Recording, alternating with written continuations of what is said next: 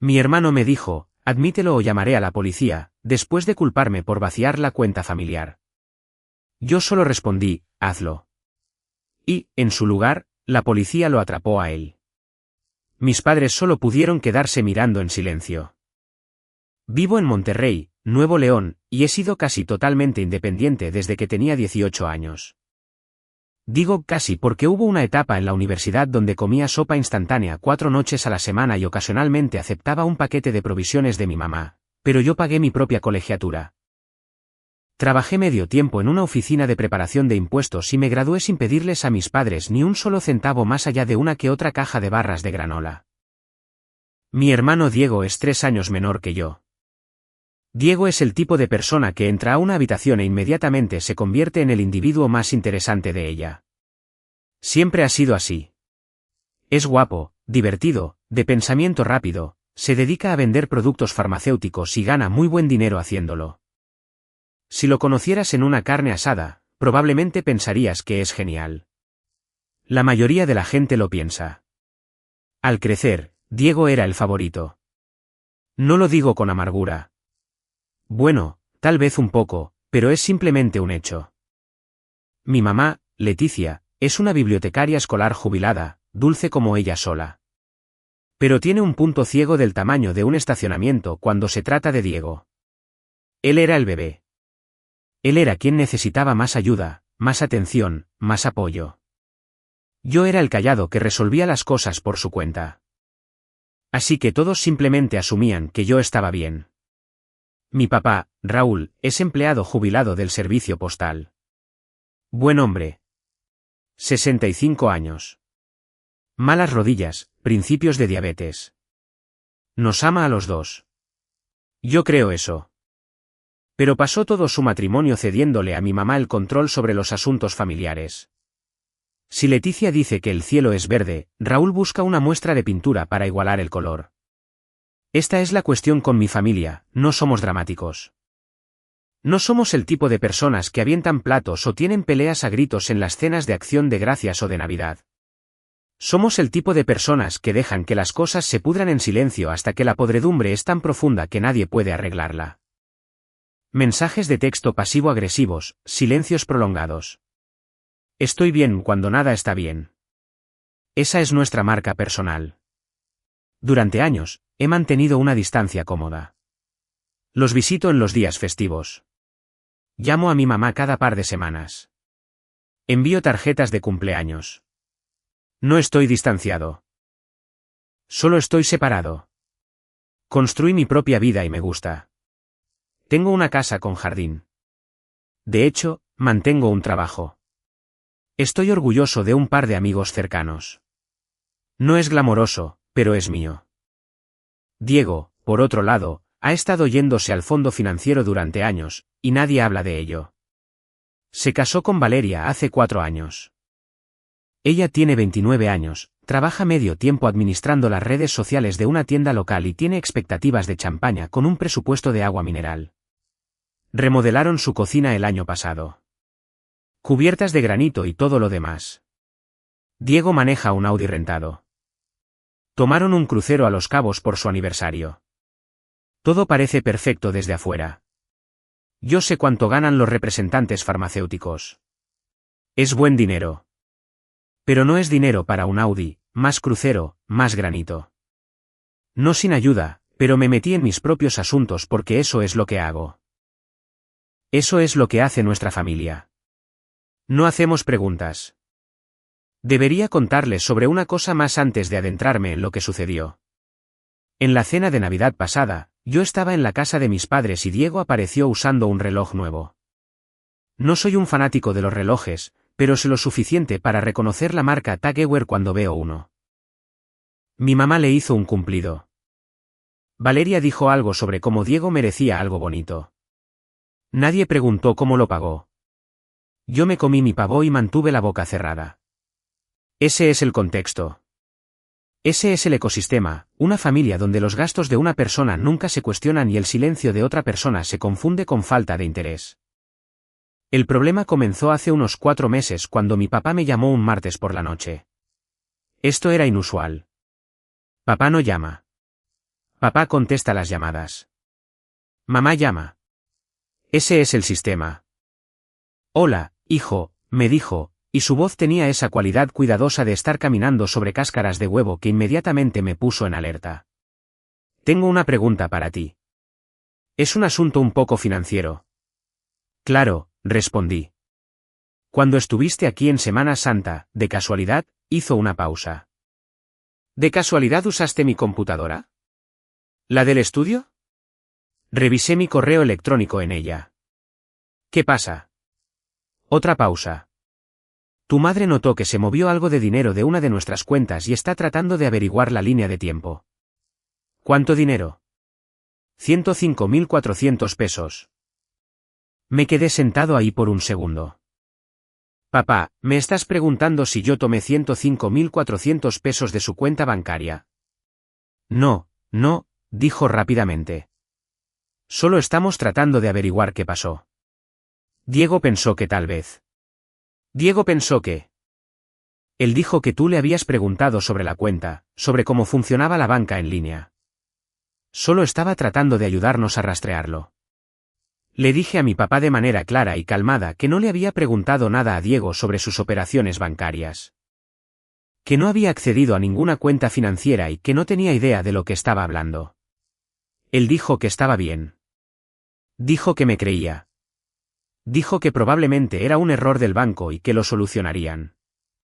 Colgué y me quedé sentado en mi cocina por unos 10 minutos repasando la conversación en mi cabeza. Algo andaba mal. No solo la acusación, sino el planteamiento. Diego pensó que tal vez. Diego estaba tratando de ayudar a rastrearlo. Diego ya estaba en la historia antes de que yo siquiera supiera que había una historia.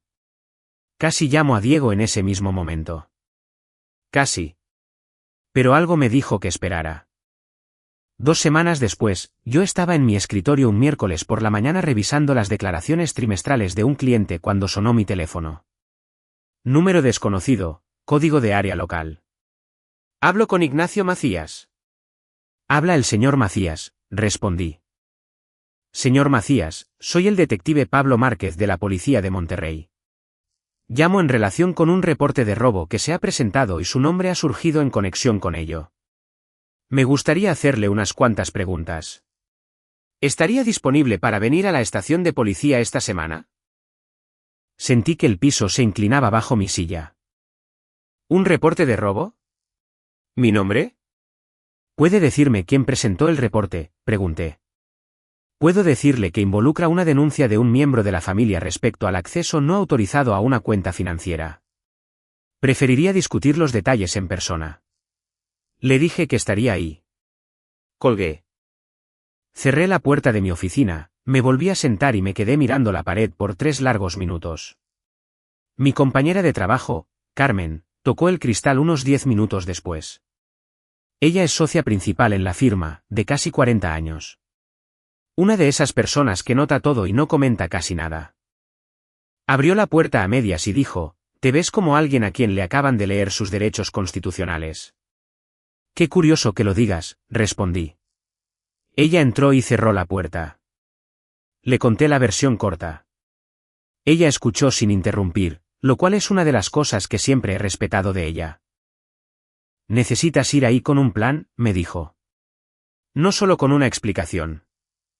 Un plan, lo sé, y probablemente necesite un abogado. También sé eso. Ella asintió y se fue. Me quedé sentado ahí un minuto más pensando en cómo mi hermano había logrado ponerme en una posición donde necesitaba un abogado de defensa criminal. Mi hermano, a quien le enseñé a andar en bicicleta. Mi hermano, a quien yo había llevado al baile de graduación porque había chocado su coche la semana anterior y nuestros padres no tenían el dinero para arreglarlo a tiempo. Luego saqué mi computadora portátil personal y comencé a hacer lo que hago para ganarme la vida. Simplemente no sabía todavía qué tan profundo era realmente el pozo. Fui a la estación de policía el viernes. Usé una camisa de botones y pantalones de vestir porque soy el tipo de persona que se arregla cuando un detective quiere hablar con él sobre un delito grave que no cometió. Llámalo un mecanismo de defensa. El detective Márquez resultó ser un tipo fornido de unos 40 años, con la cabeza rapada y una actitud calmada, sin prisas. Me estrechó la mano, me ofreció café y me llevó a una sala de interrogatorios que era exactamente tan deprimente como te la imaginarías. Así que esto es lo que tengo, dijo, abriendo una carpeta. Sus padres, Raúl y Leticia Macías, reportaron que se transfirieron aproximadamente 105.400 pesos de una cuenta de cheques conjunta sin su autorización. El reporte fue presentado por su hermano, Diego Macías, en representación de ellos. ¿En representación de ellos? Repetí. Él vino personalmente, se sentó justo donde usted está sentado.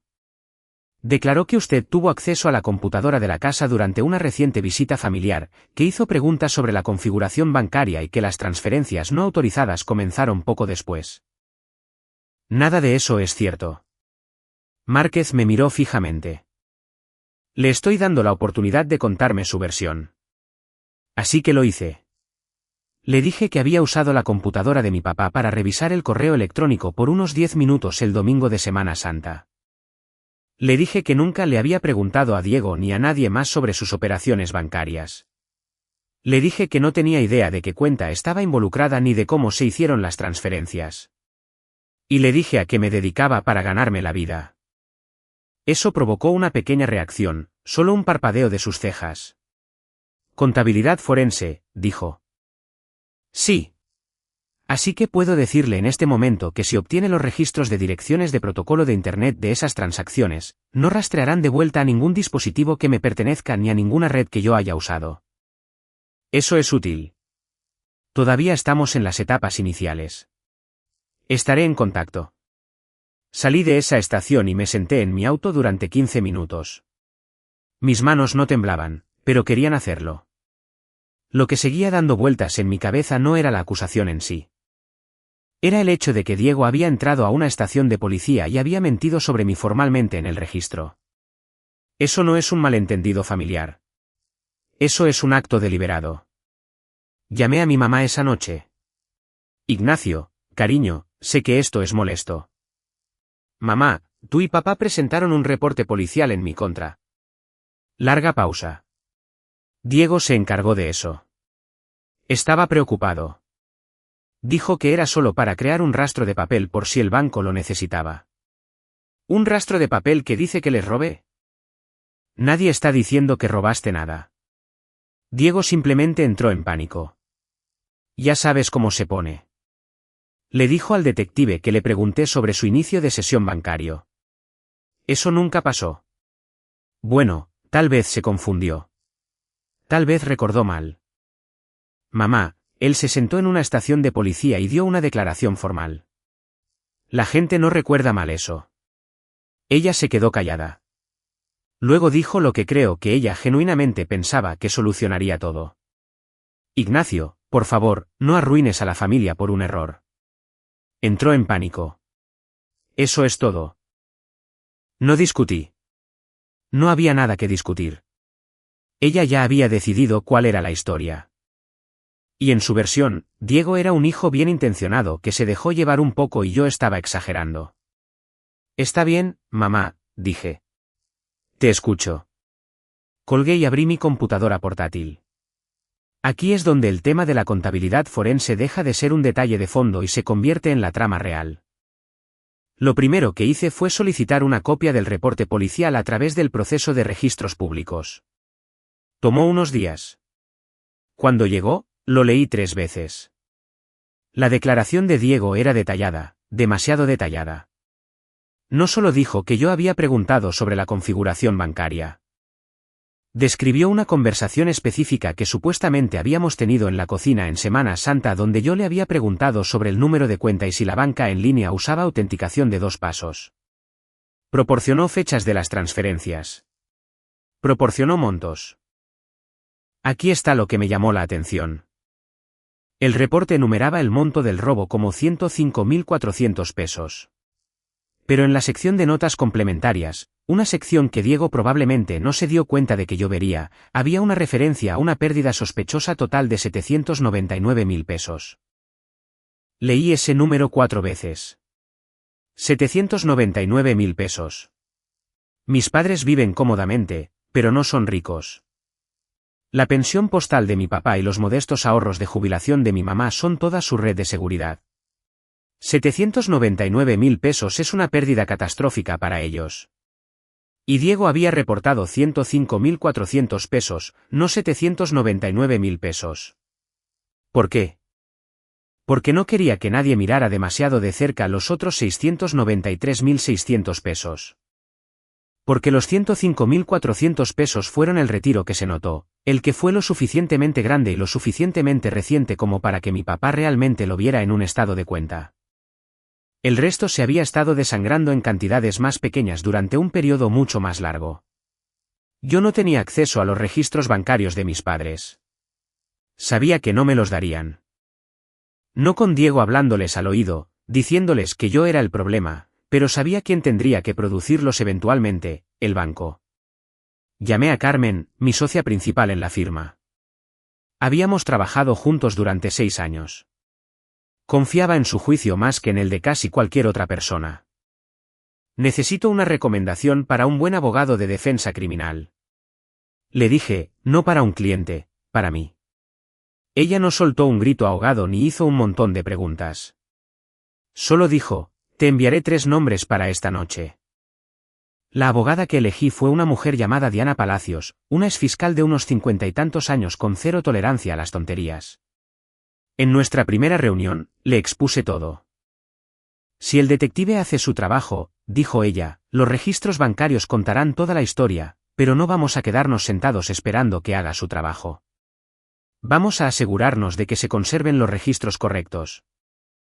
Ella envió una carta de conservación al banco esa misma semana, una retención legal de todos los registros de transacciones asociados con las cuentas de mis padres durante los últimos 3 años.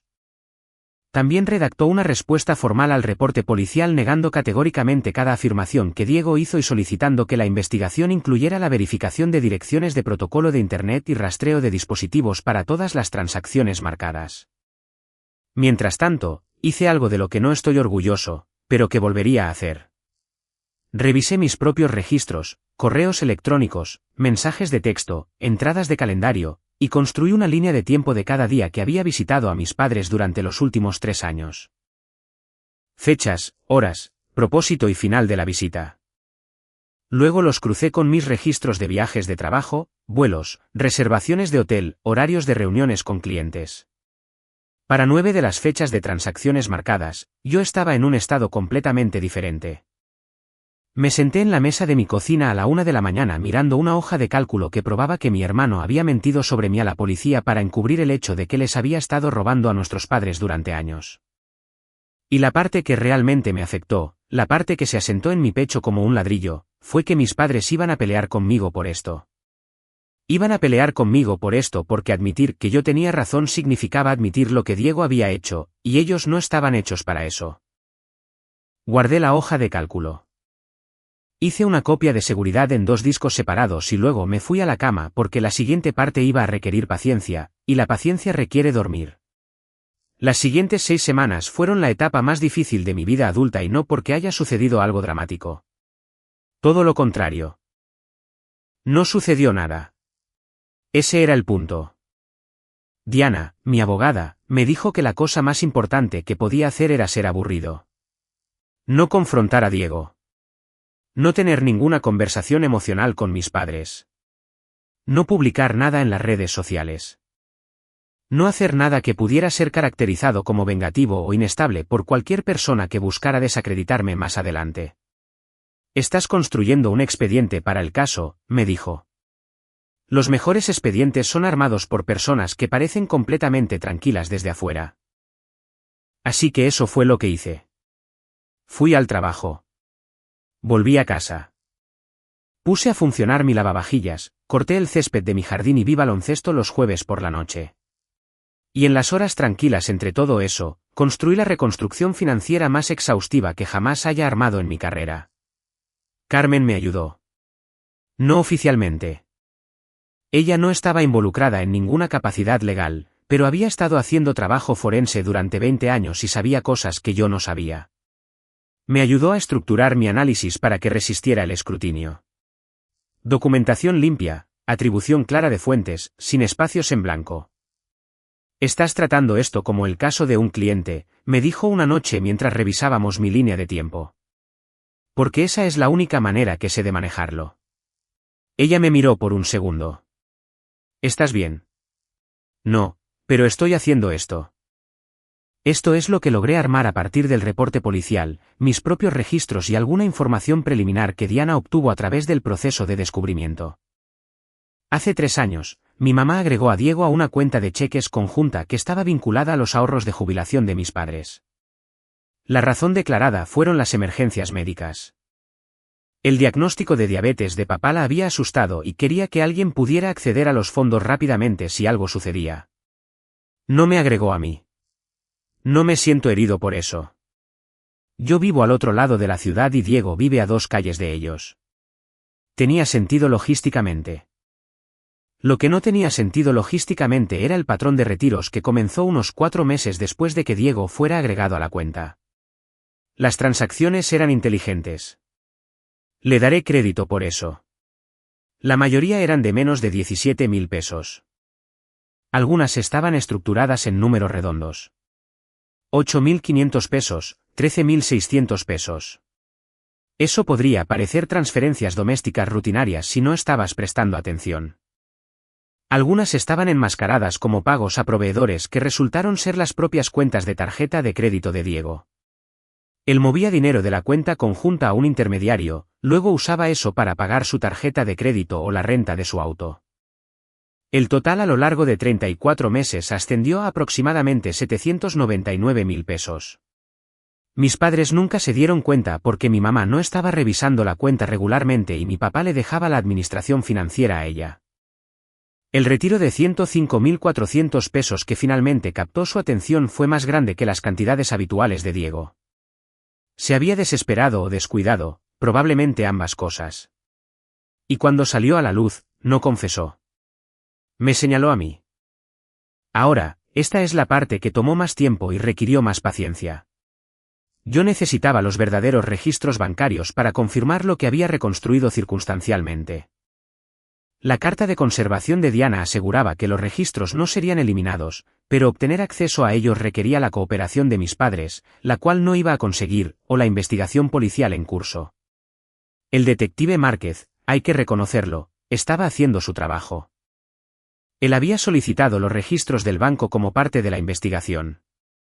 El banco estaba cooperando, pero lentamente. Cada pocas semanas, Diana verificaba con la oficina del detective, y cada pocas semanas, había otra pieza. Registros de transacciones, registros de direcciones de protocolo de Internet, identificadores de dispositivos. Cada pieza confirmaba lo que yo ya sabía. Mientras tanto, yo jugué mi papel. Llamé a mi mamá los domingos. Mantuve las conversaciones ligeras, el clima, su jardín, cómo estaba el azúcar en la sangre de papá. Estaba claramente aliviada de que yo no estuviera haciendo un problema de esto, como ella lo expresó durante una llamada. Un domingo en particular destaca. Mamá estaba de buen humor porque había ganado un concurso de tartas en su grupo de la iglesia, de moras azules. Me estaba contando sobre la receta y yo realmente me estaba riendo porque ella seguía insistiendo en que el ingrediente secreto era un poco de amor y una gran cantidad de ralladura de limón. Cosas normales de madre e hijo. Luego, justo antes de colgar, dijo, Diego y Valeria están pensando en tener un bebé. ¿No sería maravilloso? Le dije, sería maravilloso, porque, ¿qué más se supone que debes decir? Pero colgué y me quedé sentado pensando en Diego trayendo a un niño a un castillo de naipes financiero construido con dinero robado a los propios abuelos del niño y en el hecho de que mi mamá ya estaba tejiendo zapatitos imaginarios en lugar de mirar sus estados de cuenta bancarios. Podía escuchar cómo la tensión desaparecía de su voz cada vez que yo no mencionaba a Diego ni el reporte policial. Ella quería creer que se había acabado. Quería creer que el silencio significaba una resolución. Diego, por su parte, me envió mensajes de texto 2 veces durante este periodo, ambas veces de manera casual. Uno era un enlace a un momento destacado de fútbol. El otro era una foto de un corte de carne que había asado con la frase, me estoy volviendo bueno en esto. Solo un sujeto siendo un sujeto. No hay nada que ver aquí. No respondí a ninguno de los dos. Él no insistió. Eso me dijo todo sobre cuánto le importaba realmente nuestra relación en comparación con cuánto le importaba mantener las apariencias. En el trabajo, me lancé a los casos de clientes con una intensidad que probablemente preocupó a algunos de mis colegas, pero me ayudó. Hay algo que te mantiene con los pies en la tierra sobre rastrear el desastre financiero de otra persona cuando tu propia vida es un desastre controlado. Unas 5 semanas después, Diana me llamó un jueves por la noche. Los registros bancarios ya llegaron. El detective Márquez los está revisando, pero obtuve una vista previa a través de los canales de descubrimiento legal. Y cada una de las transacciones marcadas se rastrea hasta un dispositivo registrado a nombre de Diego Macías. Las direcciones de protocolo de Internet corresponden a la red de su casa, y en varios casos, a la conexión celular de su teléfono. Tu nombre no aparece en ninguna parte en los registros de acceso. Tus dispositivos nunca han sido autenticados en esa cuenta. Me senté en mi sofá y presioné mis dedos contra mis ojos. Esto era lo que esperaba. Esto era alrededor de lo que había construido toda mi reconstrucción, pero escucharlo confirmado impactó de manera diferente a sospecharlo. Hay algo más, dijo. Varias de las transferencias más grandes se hicieron en fechas en las que estabas de viaje por trabajo. El detective ya ha marcado esa inconsistencia. Entonces, ¿qué pasa ahora? Ahora dejamos que el detective termine su reporte y decida cómo quiere proceder. Y esperamos el momento adecuado para presentar tu análisis completo. ¿Cuánto tiempo? ¿Semanas? ¿No meses? ¿Sé paciente? Fui paciente. Fui a trabajar. Volví a casa. Seguí llamando a mi mamá los domingos. Y entonces Diego me llamó, y su voz era cálida y casual y completamente despreocupada, como un hombre que creía que la mentira había funcionado. Oye, hermano, se acerca el aniversario de mamá y papá. 40 años. Valeria y yo estamos organizando una cena en ese restaurante italiano en la Calzada del Valle. El que tiene la terraza. El sábado por la noche. Nada enorme, solo nosotros 6. Mamá de verdad quiere que estés ahí. Hizo una pausa. Luego, con la facilidad practicada de alguien que ha estado huyendo de sus propios desastres toda su vida, agregó, sé que las cosas han estado un poco raras últimamente. Simplemente dejémoslo atrás. Un nuevo comienzo. Ya sabes, un nuevo comienzo. Como si no hubiera entrado a una estación de policía y les hubiera dicho que yo era un ladrón. Como si no hubiera estado vaciando la cuenta de jubilación de nuestros padres durante 3 años. Como si un nuevo comienzo fuera algo que él pudiera ofrecer en lugar de asumir su responsabilidad. Claro, dije. El sábado me parece bien. Colgué y llamé a Diana. Necesito que esto esté hecho antes del sábado. Tenía 4 días. Diana y yo nos reunimos el martes por la tarde en su oficina. Extendió el expediente completo del caso sobre su mesa de conferencias, registros bancarios, registros de direcciones de protocolo de Internet, historiales de autenticación de dispositivos, mi línea de tiempo de viajes, el reporte policial original y mi reconstrucción forense. Cubría la mayor parte de la mesa. Aquí es donde estamos, dijo. El detective Márquez tiene suficiente para desviar la investigación por completo de ti. Ya le ha dicho a mi oficina de manera informal que ya no eres considerado sospechoso, pero el proceso formal toma tiempo.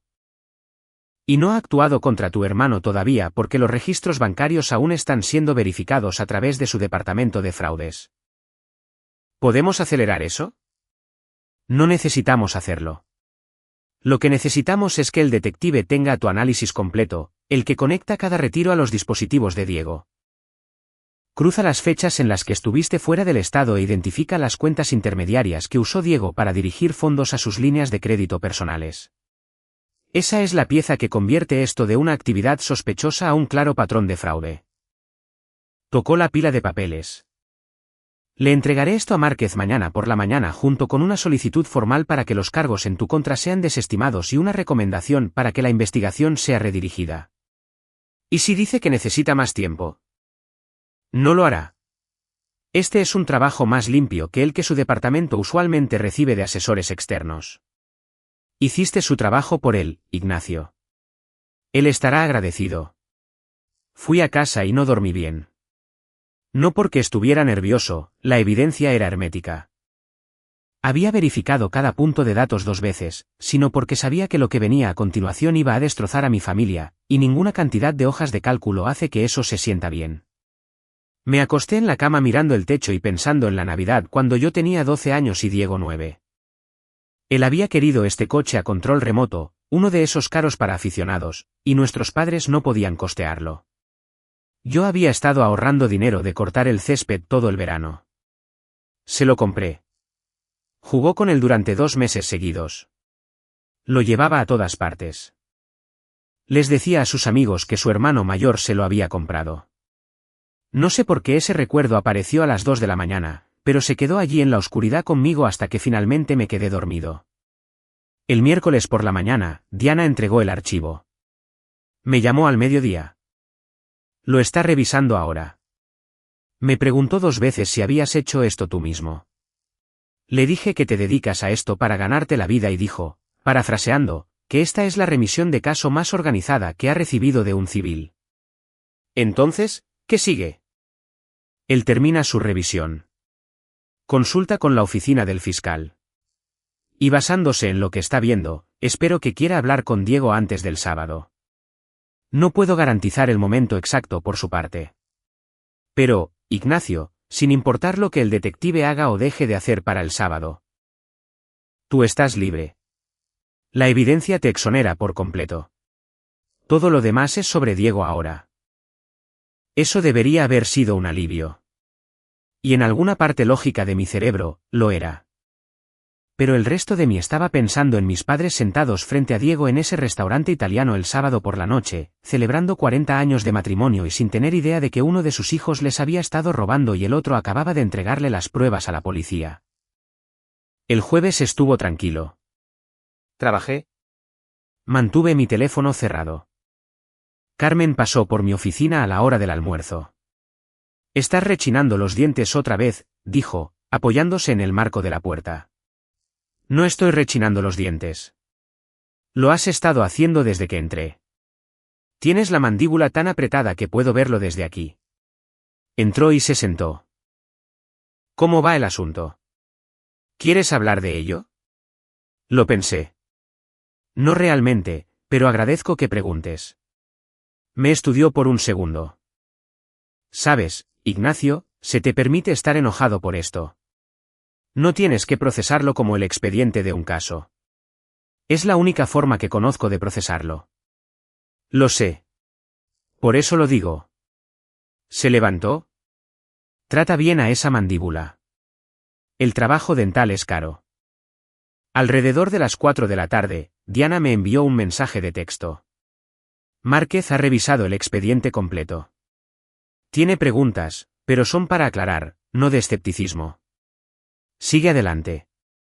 Esa noche, me senté en mi casa y pensé en lo que yo quería.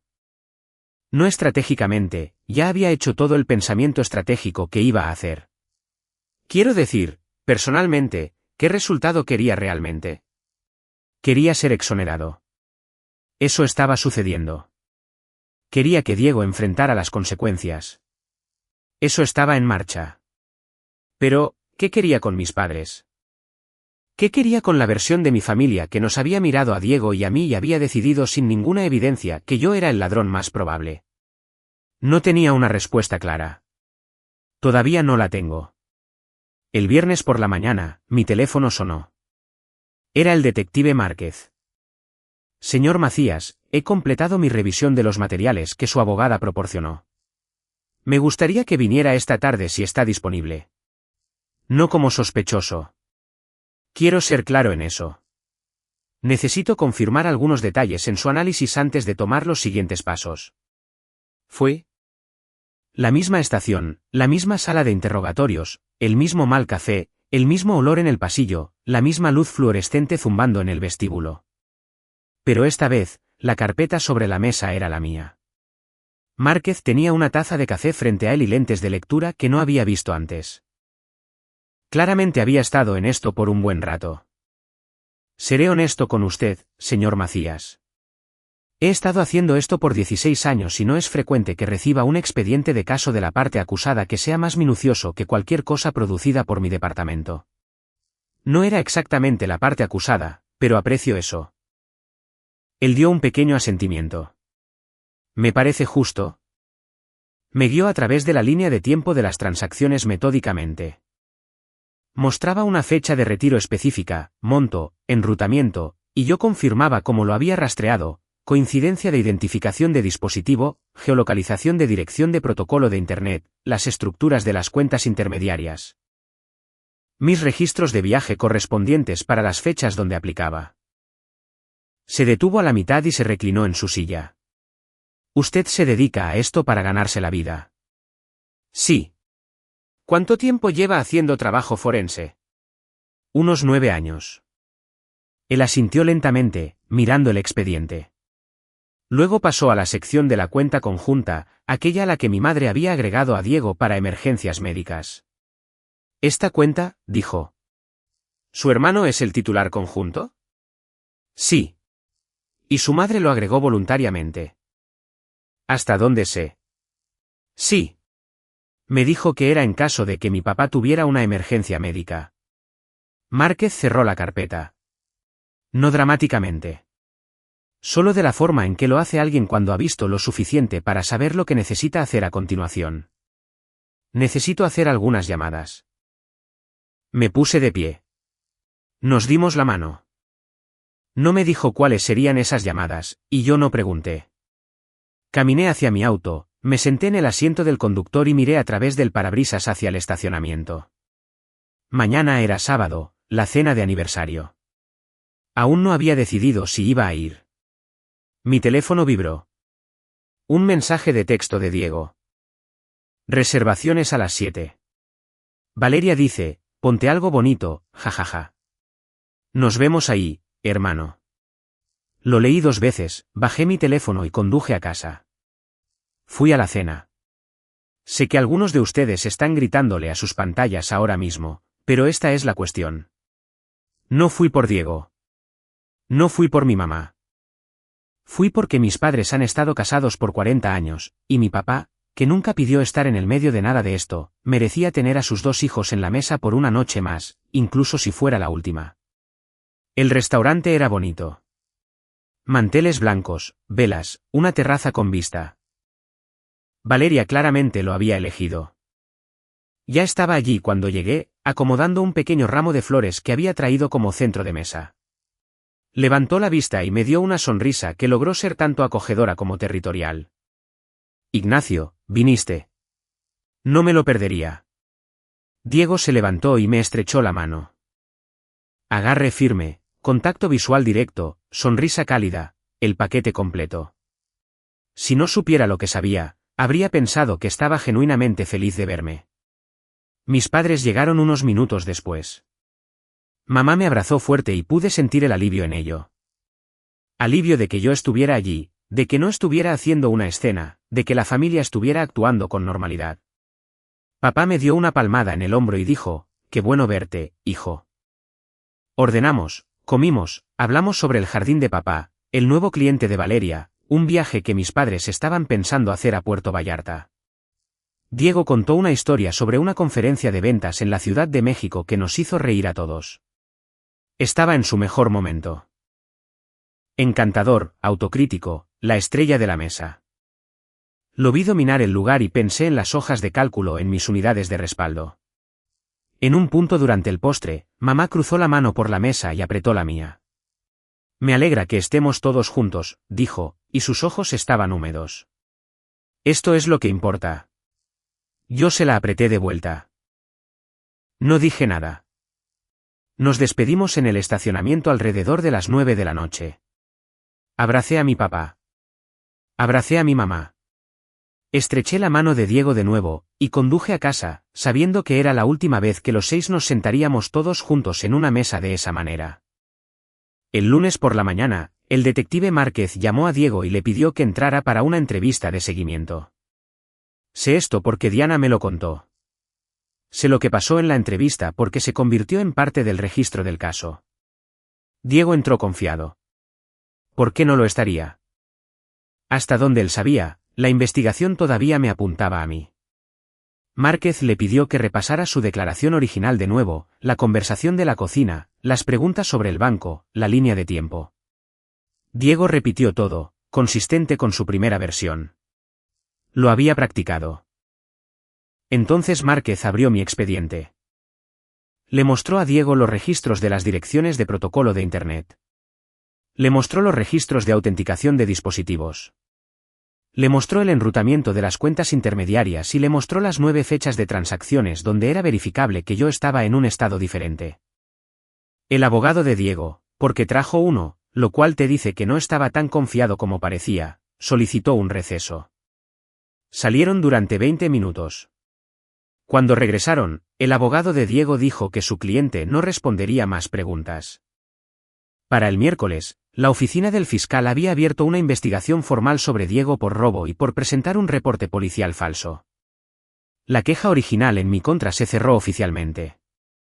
Diana me llamó con las noticias y me senté en mi oficina con la puerta cerrada y sentí algo que solo puedo describir como un alivio vacío, como ganar un juego que nunca quisiste jugar. Llamé a mi mamá esa tarde. Ella ya lo sabía. Diego la había llamado primero, por supuesto. Ignacio, su voz temblaba. Diego dice que ha habido un malentendido con la policía. Mamá, no es un malentendido. Él dice que la cuenta era conjunta. Que tenía derecho a usarla. Tenía acceso de emergencia. La usó para pagar sus tarjetas de crédito durante 3 años. 799.000 pesos. Silencio. Uno largo. Eso no puede estar bien. He visto los registros, mamá. Cada transacción, cada fecha, cada peso. Él ha estado vaciando su cuenta de jubilación. Y cuando papá notó el retiro grande, Diego te dijo que yo lo hice. Empezó a llorar. No del tipo dramático, del tipo silencioso, destrozado. El tipo de llanto en el que la comprensión de alguien sobre su propia familia se reacomoda en tiempo real y nada encaja donde solía hacerlo. ¿Por qué no nos dijiste?, susurró. Porque no me habrían creído. Me dijiste que no arruinara a la familia por un error. ¿Recuerdas? No respondió. Escuché a mi papá al fondo preguntando qué pasaba.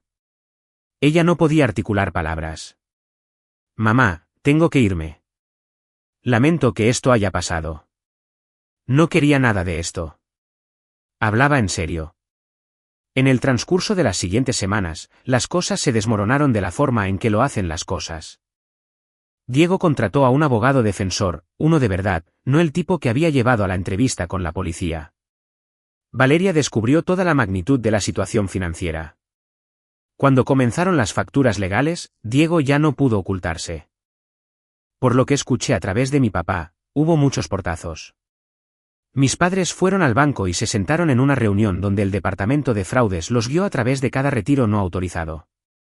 Mi mamá lloró durante toda la reunión. Mi papá se sentó ahí y no dijo casi nada, que es como maneja todo.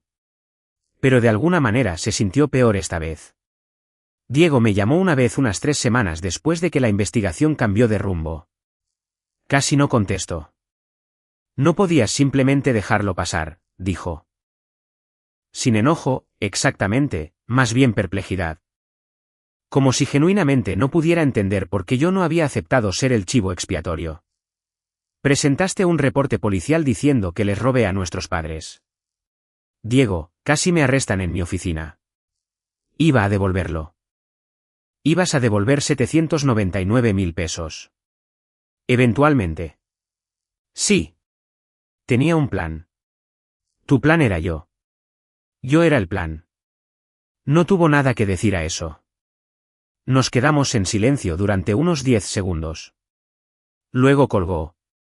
El proceso legal se desarrolló durante los siguientes meses. Diego fue acusado formalmente de robo y de presentar un reporte policial falso. Como la cuenta era técnicamente conjunta, los cargos por robo se complicaron. Su abogado argumentó que tenía acceso legal, pero el reporte falso era directo. Le había mentido a la policía sobre mí detalladamente en el registro. No había ambigüedad al respecto. Eventualmente, aceptó un acuerdo de culpabilidad. Delito menor, robo, libertad condicional, restitución. El cargo del reporte falso tuvo más peso. Obtuvo servicio comunitario y una condena en su historial. Diana me dijo que era un resultado razonable. Le dije que no me importaba el resultado legal tanto como me importaba que se corrigiera el historial. Mis padres y yo tenemos una relación ahora, pero es diferente, más pequeña, honesta en formas que no lo era antes, lo que significa que también es más dolorosa. Mi mamá me llama cada semana. Pregunta sobre mi trabajo, mi casa y mi vida. No menciona a Diego a menos que yo le pregunte, y no pregunto a menudo. Cuando lo hago, me da respuestas cuidadosas y medidas. Ella está en terapia. Mi papá también. Eso me sorprendió. Unos 4 meses después de que todo se calmara, mi papá me llamó un martes por la noche. Justo como la llamada que comenzó todo esto. Hola, hijo. Hola, papá. Te debo una disculpa. Una de verdad. No del tipo en el que digo algo vago y espero que tú llenes los espacios en blanco. Hizo una pausa y pude escucharlo organizar sus pensamientos de la manera en que solía organizar sus rutas de correo. Cuidadosamente, una pieza a la vez.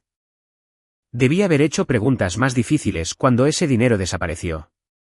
Debí haberte conocido mejor como para creer que nos robarías.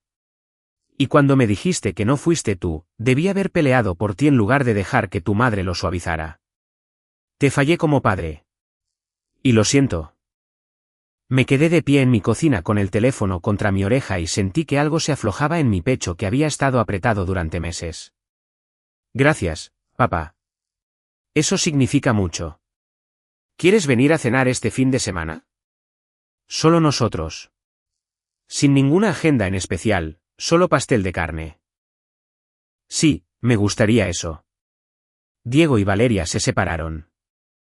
Lo último que escuché es que están trabajando en ello. Tal vez lo logren, tal vez no. Esa es su historia para resolver. Diego está pagando la restitución en cuotas mensuales. La cuenta de mis padres no se recuperará por completo, pero no estará vacía. Pequeñas misericordias. En cuanto a mí, estoy bien. Mejor que bien, en realidad. Me despierto en mi casa. Voy a trabajar. Vuelvo a casa y riego mi jardín. Empecé a salir con alguien. Nada serio todavía, pero ella me hace reír, cosa que había olvidado que necesitaba. Carmen me dijo que me veo más ligero. Creo que tiene razón. Yo no hice estallar a mi familia. Mi hermano hizo eso. Yo solo seguí el dinero. Es lo que hago.